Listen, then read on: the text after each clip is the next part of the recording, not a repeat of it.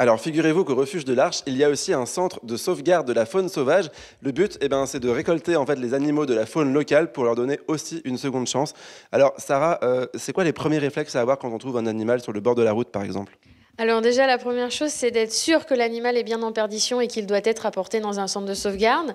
C'est le cas notamment pour tous les jeunes mammifères comme oiseaux, notamment les petits faons ou les jeunes chouettes, qui sont souvent ramassés à tort par les promeneurs, pensant que les animaux sont abandonnés, alors que non, les animaux sont juste en attente de leurs parents. D'accord. Ça, c'est la première chose, je pense que c'est important de le rappeler. La deuxième, c'est évidemment sur des animaux adultes, en bord de route, potentiellement blessés. Évidemment, là, c'est de les ramasser et de les apporter au centre de soins le plus proche. Alors, par exemple, ce faucon ou oiseau, je sais pas trop, et qu'est-ce qui lui est arrivé? Alors, ce petit faucon a été, c'est un faucon cresserelle qui a été trouvé sur le bord de la route par des promeneurs. Il nous a été amené. Daniel, notre vétérinaire bénévole, est en train de l'ausculter pour vérifier s'il n'a pas de fracture ou autre. Alors, justement, quand on trouve un oiseau, par exemple, sur le bord de la route, comment on le transporte?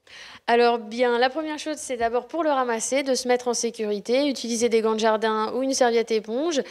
Vous ramassez l'animal très doucement, très gentiment, et ensuite, il faut absolument le mettre dans un carton pour le transport. Ah, on en a un là pour montrer, c'est ça, hein? Voilà, on en a un pour montrer. Donc ça, c'est un carton d'assez grande taille, typiquement pour une buse, dont un assez grand oiseau, avec des trous. Les trous ne doivent pas être trop grands pour que l'animal ne se coince pas ni les pattes ni les ailes à l'intérieur.